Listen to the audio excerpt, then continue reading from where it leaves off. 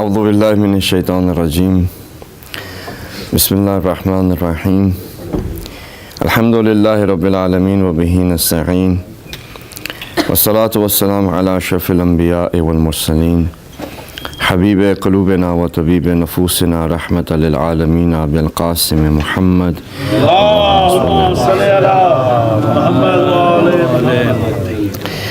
والصلاة والسلام على أهل بيته الطيبين الطاهرين المعصومين المظلومين ولعنة الله على أعدائهم أجمعين اللهم كن لوليك الحجة ابن الحسن صلواتك عليه وعلى آبائه في هذه الساعة وفي كل ساعة وليا وحافظا وقائدا وناصرا ودليلا وعينا حتى تسكنه أرضك طوعا وتمتعه فيها طويلا برحمتك يا أرحم الراحمين.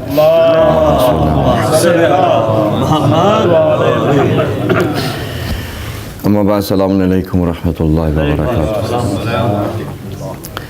All praise and glory belongs to Allah, the creator of this universe, the one who has given us the ability to choose between the two paths of righteousness and of evil.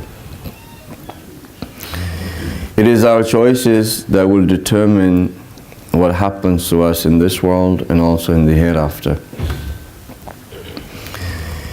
It is our choices that are going to make us. Allah subhanahu wa ta'ala gives us all of the necessary building blocks, gives us the choice to build ourselves. The body that you and I have, we didn't have a choice in how we are built. But our character and our soul, we have a choice. Either you and I can build that character as the character of the companions of Imam Hussain ﷺ, or we can build that character as the enemies of Imam Hussain ﷺ. The choice belongs to you and I. And there is no compulsion in choosing between the two. Because if there was compulsion choosing between the two, then the whole concept of heaven and hell goes out the window. If I was forced to become good, then what is my credit of being good? And if I was forced to be bad, what is my fault on the Day of Judgment if I'm punished? So the choices that you and I make determines who you are, what will happen in your life, whether you're going to be happy, whether you're going to be sad, whether you're going to become successful or whether you're going to fail. It is our choices. Allah subhanahu wa ta'ala created this world that you see outside, but there is another world that you and I create on a daily basis, and that is inside. The world that you see outside are the signs of Allah subhanahu wa ta'ala. They are the ayat of Allah subhanahu wa ta'ala. Just as the verses of the Quran, every single thing that you can see is a verse of Allah subhanahu wa ta'ala. Looking at these signs, a person who has the ability to see, not just with these eyes, but someone who is motivated that they have to get to Allah subhanahu wa ta'ala, get near to Allah subhanahu wa ta'ala, make their character like the character of the companions of Imam Hussain ﷺ. This whole life becomes a way of learning, of growing, of becoming something that is the best and the best of the creations of Allah subhanahu wa ta'ala. But you see people around you, they see all of the signs, but they don't get close to Allah subhanahu wa ta'ala.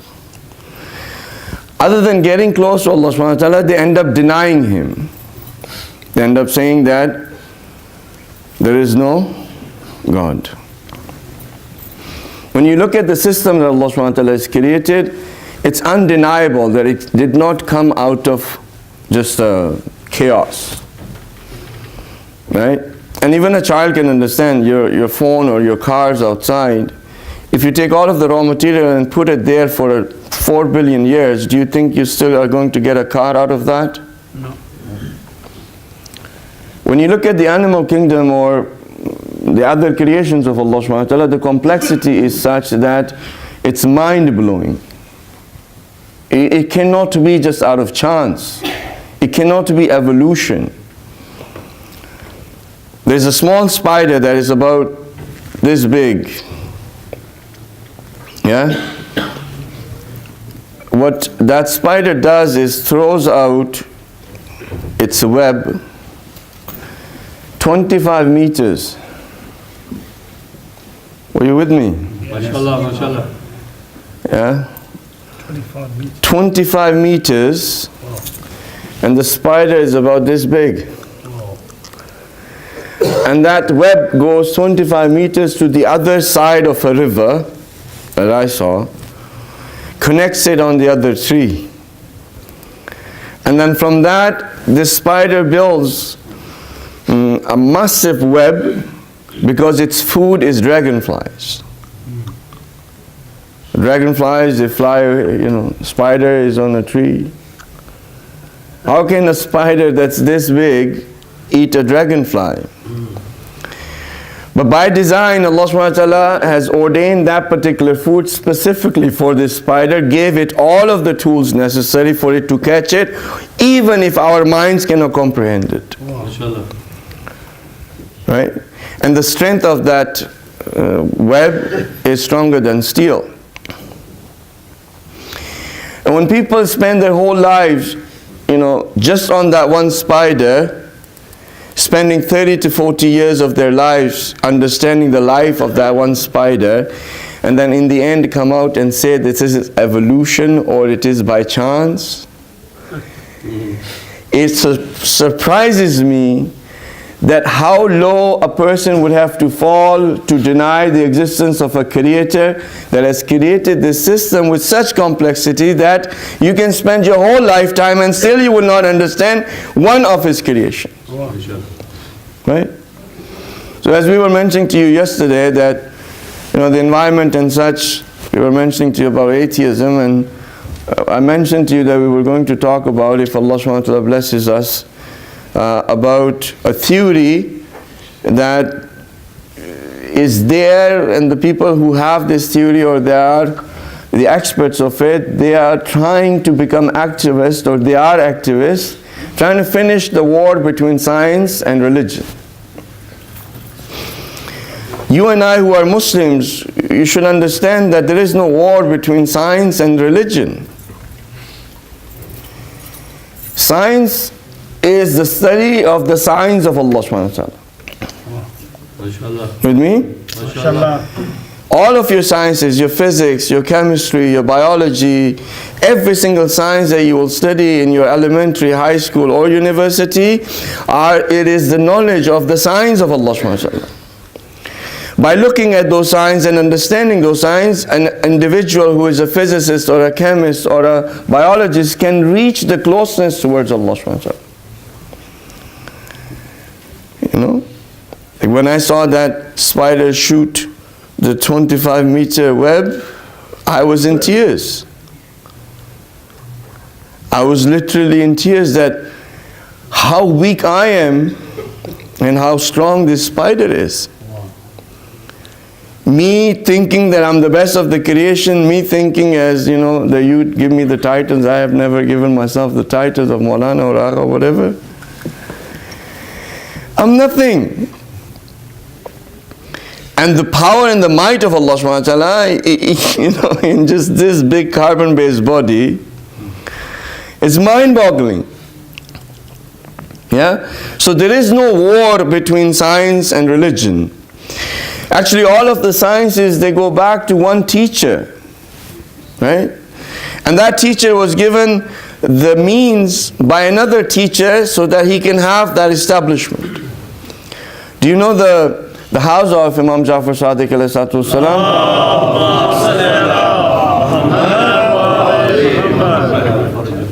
was established by Imam Sajjad alayhi salatu wasalam.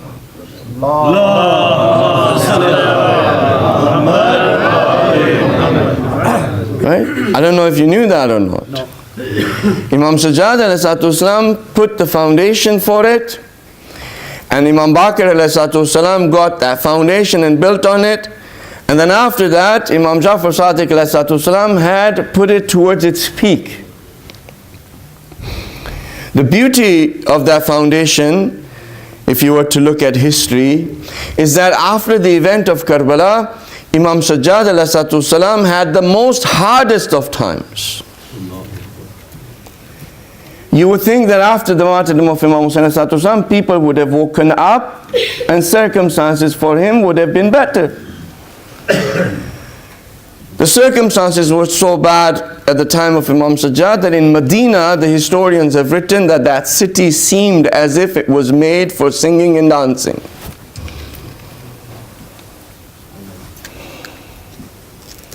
In every household, you would hear the music. Women would be trained or singing. This is in Medina, the city of the Prophet. He lived in that time. He did not have the opportunities. You know, a person comes and asks him how you are and says, it's very sad that you don't know how I am. Nobody used to go and ask him, Imam, how are you? Right? You know how he put the foundation in the beauty, and when you look at the history of it, he would buy slaves, train them, and then free them. He would keep them, train them in his house, and then free them. And his management style of maintaining those slaves was amazing. You know, when my Ramadan would come, he would bring his slaves and tell them, this is the journal of all of the mistakes that you have committed. Every mistake that you have committed, I've written it down. And then he would say to Allah subhanahu wa ta'ala, oh Allah, all of their mistakes I forgive in the hope that you will forgive me.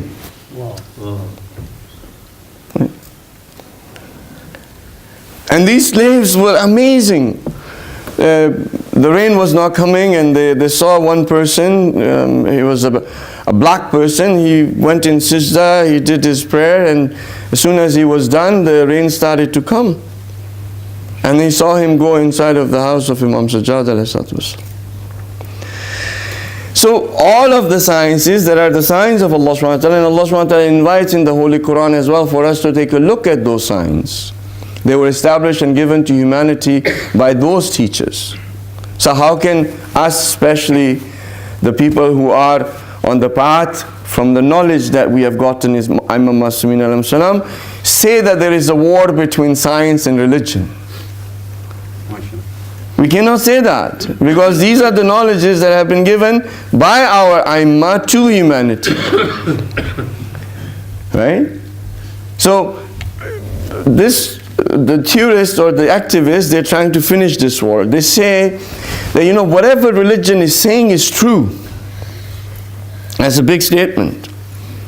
They say that whatever religion says is true. It's the only thing is that when you ask the person who's religious how this such and such happened, they say that we don't know.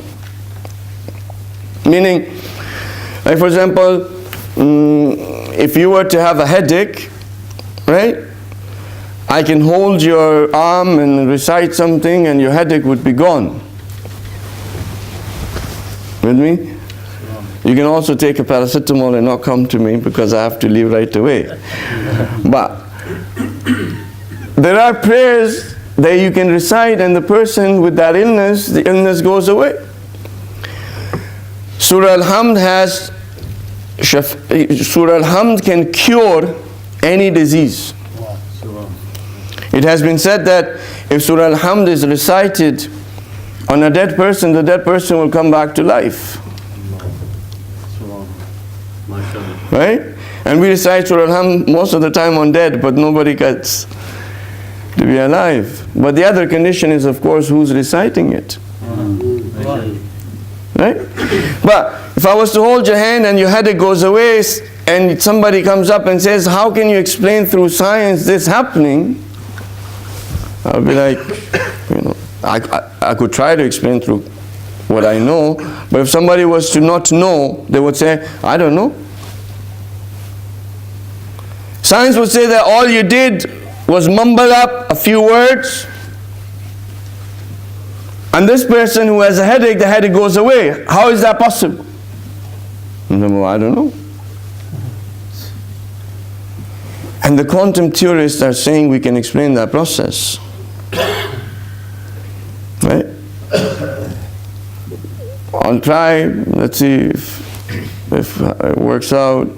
Although my goal is not to explain the quantum theory to you, but the goal is to get your minds opened up to realize that what you have is unmatchable in this world. The knowledge that you can acquire through the understanding of the knowledge that is given to us by Imam Masumin alayhi salam and by the purity of your soul, it's unmatched. Alright? If you recite the loud salawat, Allahumma salli ala Muhammad wa ali Muhammad. Since I'm drinking water, I'll give you the example from water. Water can retain memory, and they have discovered that water has, the molecules of H2O can retain memory, that they have memory. And they've done, and you probably have seen it too on YouTube or you have seen it on the internet, they've done experiments where they have taken water and said a few things, different things, like things that are good, things that are nice, things that are bad.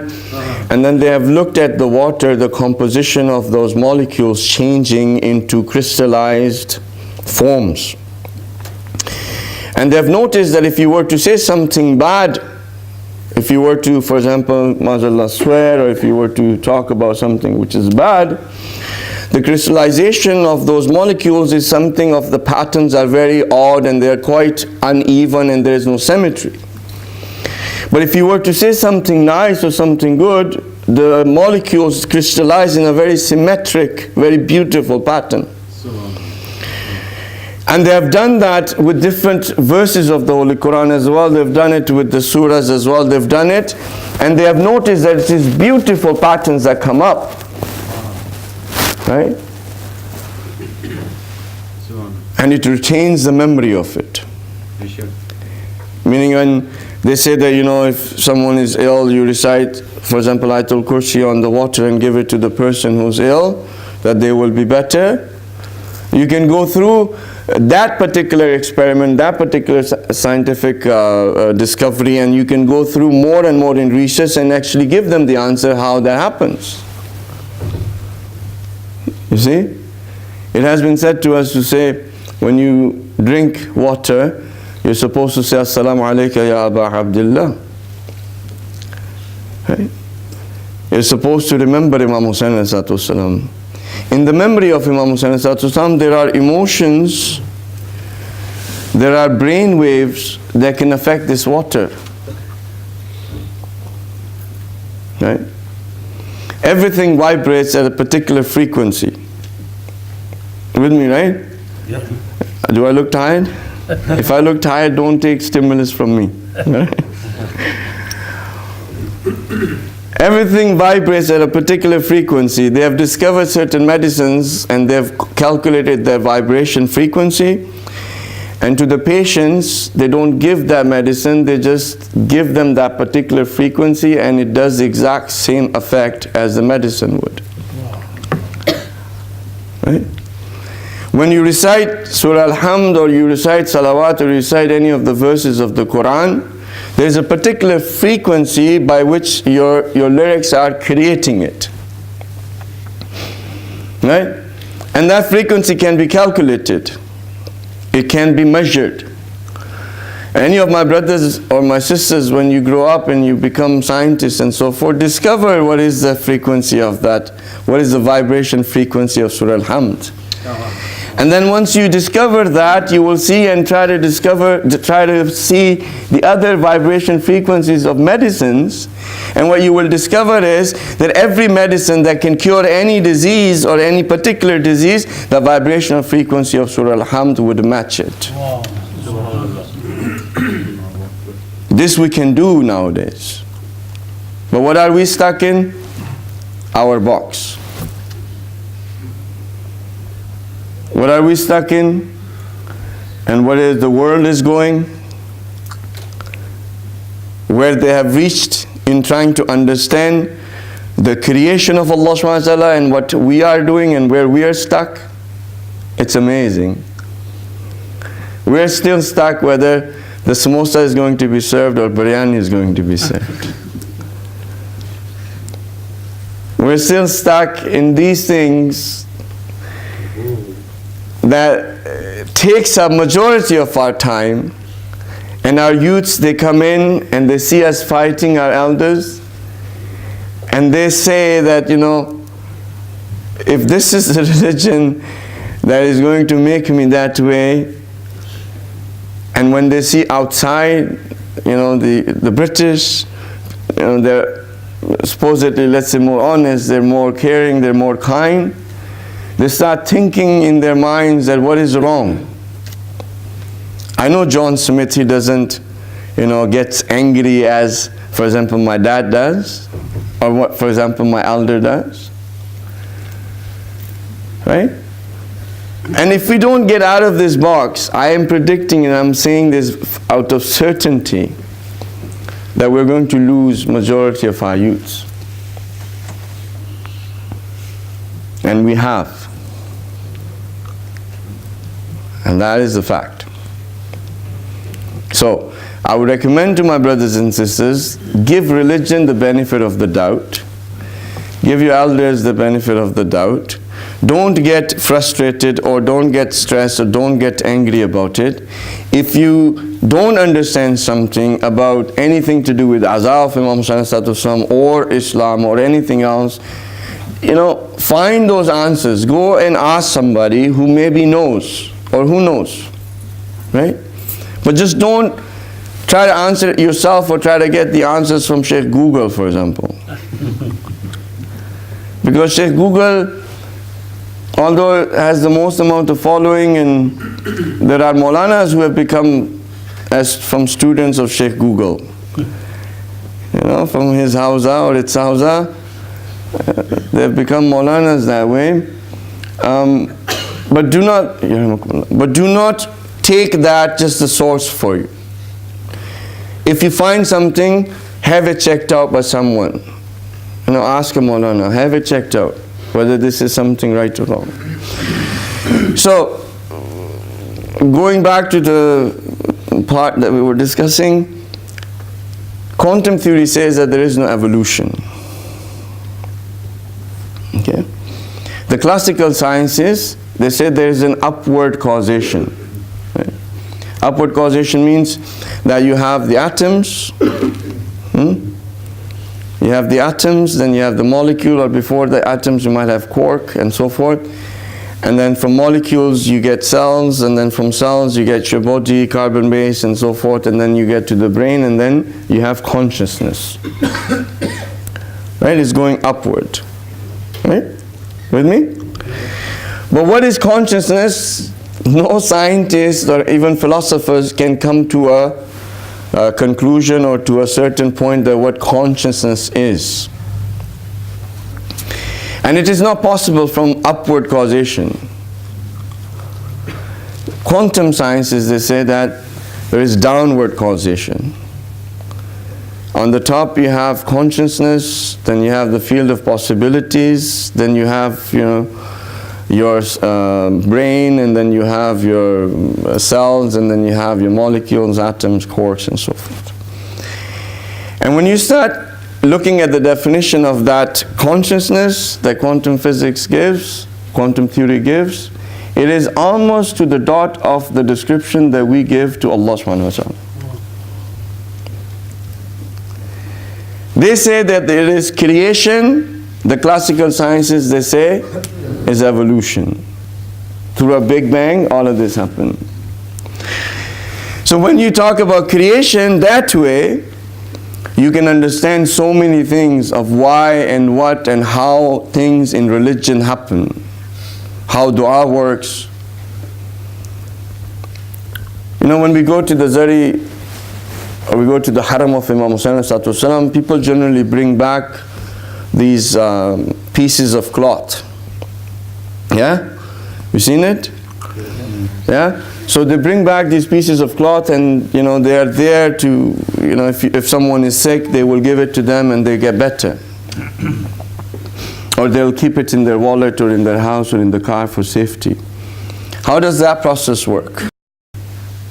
Right? How does going and rubbing a piece of cloth, right, and on a metal, bringing it back, can cure someone? Right? So they did an experiment with a person who was a practitioner of Reiki. Reiki is a tradition, Japanese tradition. So it's healing by energy. So electromagnetic waves and radiation comes out of the hand, and they have seen it. The hand gets warm. So they place a piece of cloth on top of the hand, and they asked him to perform that Reiki on that piece of cloth. And they found that that piece of cloth had taken the same vibration, or the same, the same electromagnetic radiation that was coming out of his hand, the same heat signature that was coming out of his hand into that piece of cloth. And they said that if his hands can heal someone, this piece of cloth can heal in the same way. Inshallah. With me? Inshallah. That process of rubbing it on metal, bring it at home and have somebody healed can be explained. And if we look into more and more details about it, you will see that every single thing that we have, it is the truth. It's just that because we have gotten so far out and so far back, it's hard for us to catch up now. When you hold the alam of Hazrat Abbas ﷺ, you know, you kiss it, you rub your hand, and you kiss it. That piece of cloth was nothing when you bought it. Right? It was nothing when you bought it. But once you intended for it to be the alam of Hazrat Abbas ﷺ, it becomes something special. You put it on that stick, you put the metal hand, and it becomes the alam of Hazrat Abbas ﷺ. Now that cloth's value has changed. Before that cloth could not heal, before that cloth could not become a source where you can connect to Hazrat Abbas ﷺ. Before it was just a cloth, but now it has become a medium of healing and communication. Right? And what was the reason that it became? It was your intention. With me? It was your intention. Now, I'll explain that to you as well. And if you get too tired, let me know. And your faces are telling me already. Muhammad wa ali Muhammad, plantar salawat.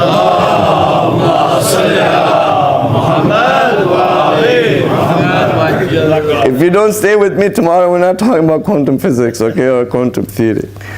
But I think this would be a little bit different and new for you to try to understand it, and maybe your faith would increase, right? So this one person, he was trying to, do an experiment, and he found something by accident. I'll just explain that to you. Ficus, I don't know if you've seen this plant, but it's one of the plants that are most commonly found in the offices. It's got small leaves, and it's like a small tree. It's a house plant. So he had some electrodes connected to the ficus, and he was trying to measure a particular wavelength out of that tree. Okay, so far so good. And he intended that, let's see, I'll cut the ficus. As soon as he intended in his mind, I'll cut the ficus, the electrodes that he had connected, the meter that it was connected to, jumped. Wow. It jumped. And he goes, what's going on? Before it was in equilibrium, there was a regular wavelength, now it jumped. He intended again, I'm going to burn this ficus. As soon as he intended, I'm going to burn this ficus, the meter jumped again.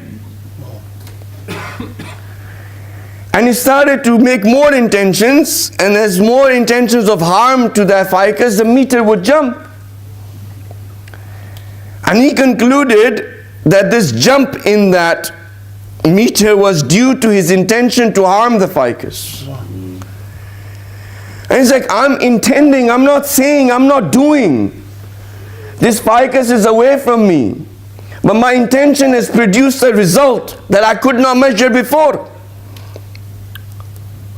And he went and did a lot more experiments, and what he found out was that intentions that are frequencies, waves, is connected to every single thing that is out there.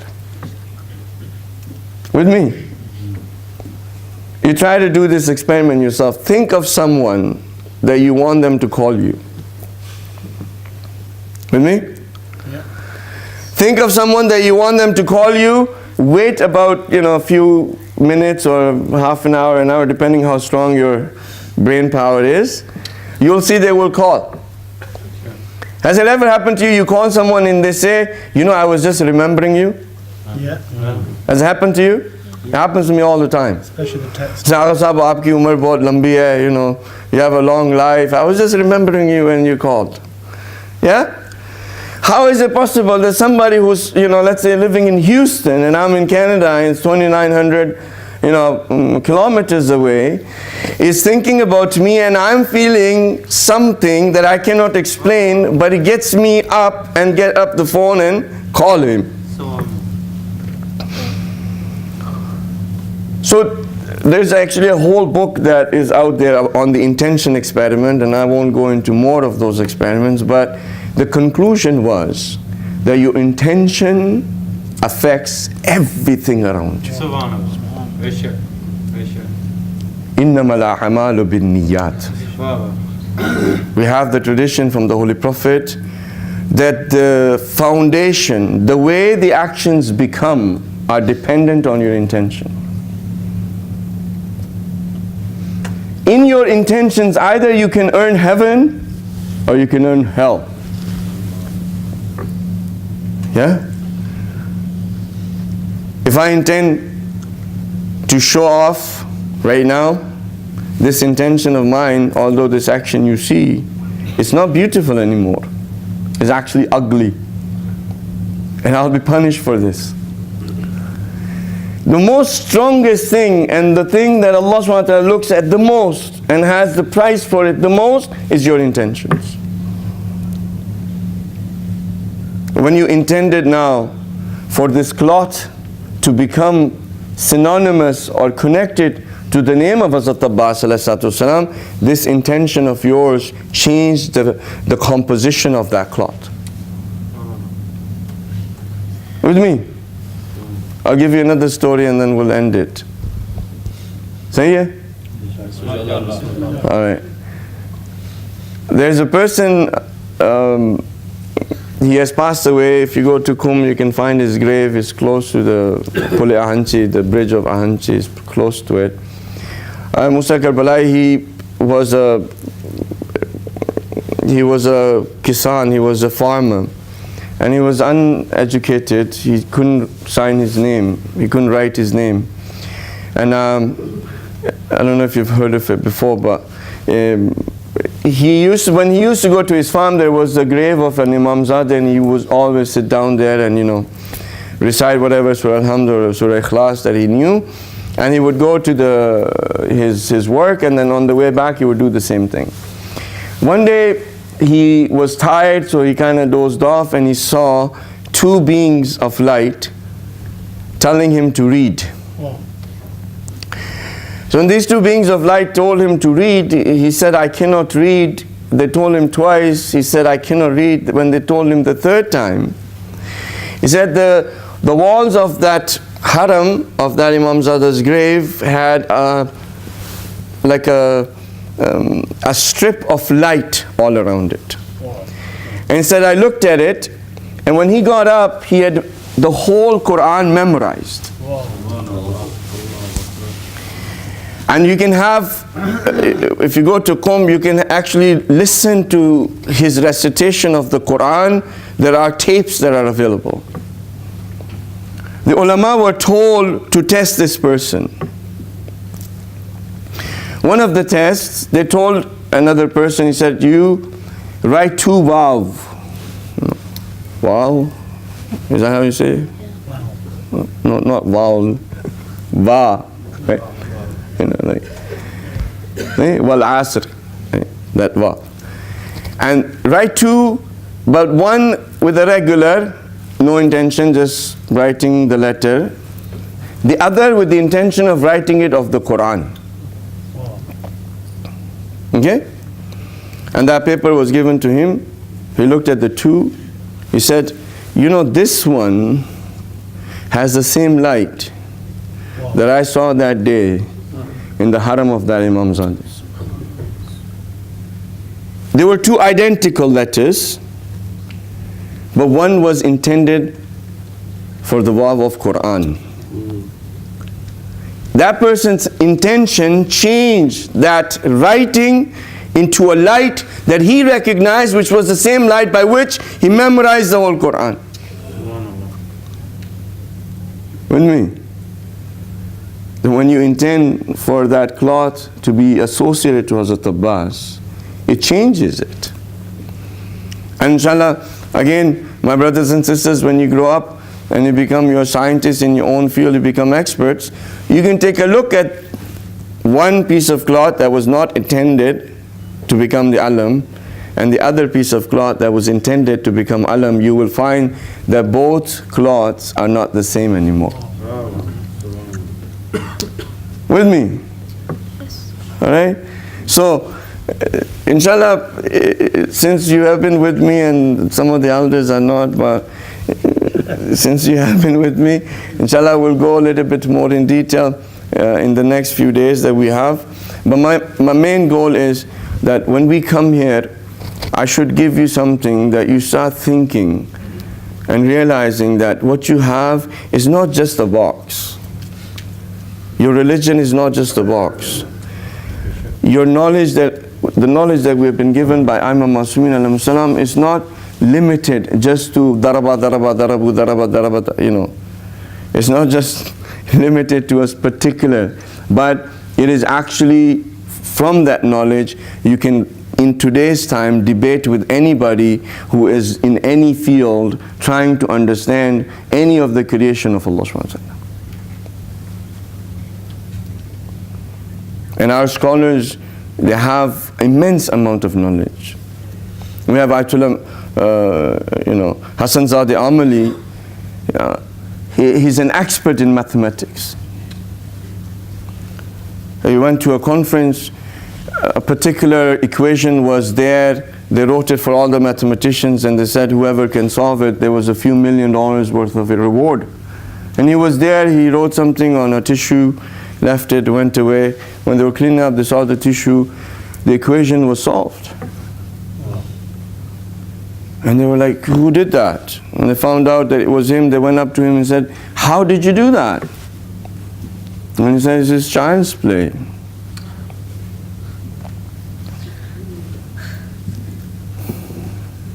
A Maulana who wears this dress with an umama on his head, who has spent all of his life in the pursuit of knowing and loving Allah subhanahu wa ta'ala. He was able to solve a mathematical equation that the mathematicians of that conference could not solve. You see? So it's not just something that, it's just your najasat and taharat and your wudu and your namaz and your roza and your fruedin, and it's not just that. what that is getting you, basically it's like kindergarten. With me? And I'll explain that to you before you. If you can read all of your salah on time, right, it's about 17 to 24 minutes a day. Right? Just to perform, this is the minimum requirement. It's really kindergarten. What salah can give you, those grades we haven't been able to do yet. Why? Because a 70-year-old is still stuck in kindergarten because he cannot perform all of his 5 prayers. The salah that we have, it is a powerful tool, but it requires for a person to continuously do it and to go through those steps to get to the point where the knowledge that that person can receive cannot be explained in books. Imam Ali ﷺ used to say that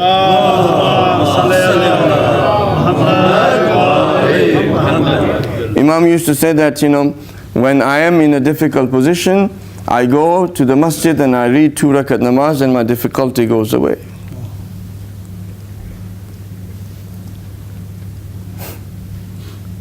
Right?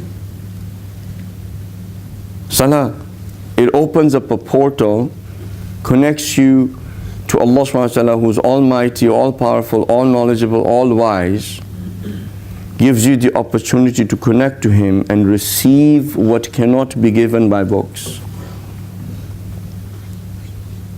But when we do our salah, first of all, if somebody is able to do 5 times a day, they're like, oh, bahut acha Muslim, bahut acha Muslim. It's very good. Why? Because he did all 5 prayers. Yeah? And when we are praying, what happens? We are thinking about PS4, we're thinking about accounting, we're thinking about IT, we're thinking about all of that. No? And this guy was reading behind a Maulana, and after the prayer was over, he comes up to the Maulana and says, you know, today you read 3 rakat of Isha.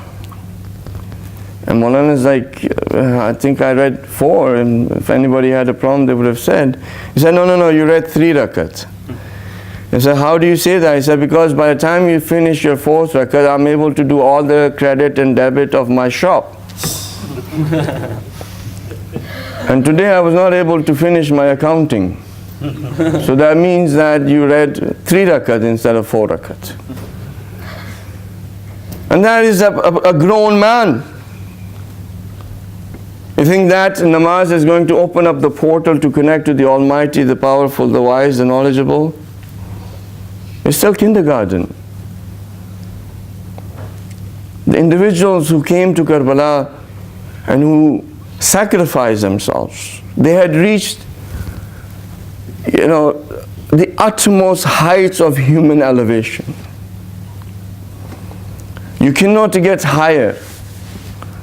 And one of the reasons why this is such a big atrocity is because those individuals who were the best of the best, whose prayers were portals that would connect them to the Almighty, whose recitation of the Holy Quran was spiritual, where they would get light from the Holy Quran.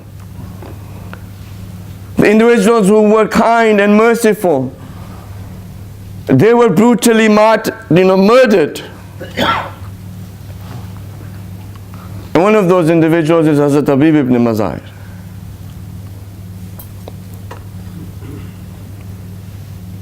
A great personality. When one day the Holy Prophet was walking and there was a few children playing, and the Holy Prophet picked up one child and put him on his lap and kissed him. And the other individual asked, Ya Rasulullah, why are you picking this particular child? And the Holy Prophet said, you don't know, he's not the same as of his age. So he is someone special.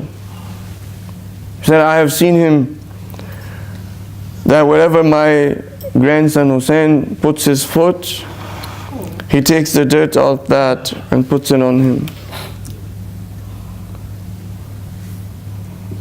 And I've been told that this particular person is going to grow up and is going to be part of the friends of my grandson and is going to be martyred.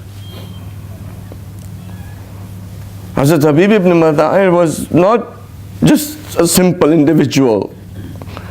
He had not committed any crime.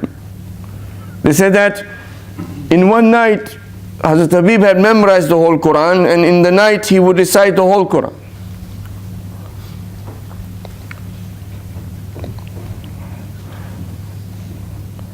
Why would anybody, with someone of his character, would do what they did to Hazrat Habib?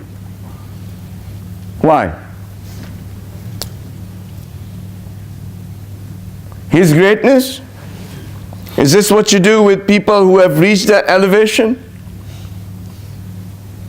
Is that what is supposed to be done? Hazrat Habib was, part of that strength that Imam Hussain got. When Imam Hussain saw Hazrat Habib come, he was happy.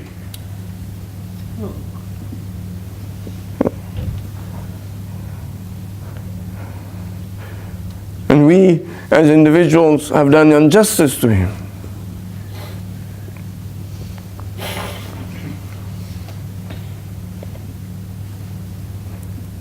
How many of us have actually taken up to go and see of who Habib was?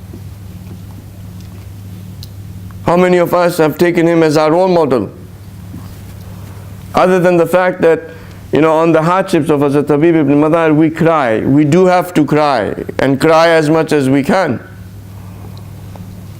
But we have such a great personality, why don't we keep him as our role model? And we elevate ourselves to that point. Why don't we do that? Because we are still in that box and don't want to get out. Everywhere I go, they basically have a complaint that I don't read long Masahib. And that we have particular, if I don't say the name of a particular person, then something's gone wrong. Why are we in a box? Do we need? If those sentences are recited in that particular order, then tears come out of our eyes. Have we ever cried for Hazrat Habib that we have left you? That we did not take you as our role model, that we do not know much about your life, that you sacrificed your life with our Imam Hussain salam. You supported him throughout his life. You were the backbone, the arm of the Imam of the time. That you require such reverence that we have not been able to give that to you. Have we cried on that? Have we ever asked ourselves this question? That we only remember him once a year? We don't remember him any other days? We don't look up his history and say, today I'm going to start on that journey that Habib did? That I want my children to memorize the whole Quran just as Hazrat Habib had done. I want them to become that kind of a follower that he was to the Imam of the time, that when that Imam of the time comes, my son will be that Habib. Instead, we want our sons and daughters to become doctors and lawyers and engineers and get them to the point where they're making 80,000, 90,000 pounds, and then we are successful. That is our worth. How many Habibs do we have here? How many Hur do we have? How many Muslim Ibn Awsaja do we have? How many Zuhair do we have? Why? This is a place to cry. Now, why are we in this state? May Allah subhanahu wa ta'ala give us the opportunity to realize the signs of Allah subhanahu wa ta'ala, for us to get closer to Him, May Allah subhanahu wa ta'ala give us the opportunity to take a look at the Karbala to the point of where we can learn and we can raise our children according to the principles that have been taught to us. May Allah subhanahu wa ta'ala make us among the followers of the Imam of the time. May he come as soon as possible. May Allah subhanahu wa ta'ala protect our youth from the wrong path, and that He guides them and our elders towards the straight path, and that we have the success that is guaranteed for us. Bismillah ar-Rahman ar-Rahim. إنا أعطيناك الكوثر فصل لربك وانحر إن شانئك هو الأبتر. اللهم صل على محمد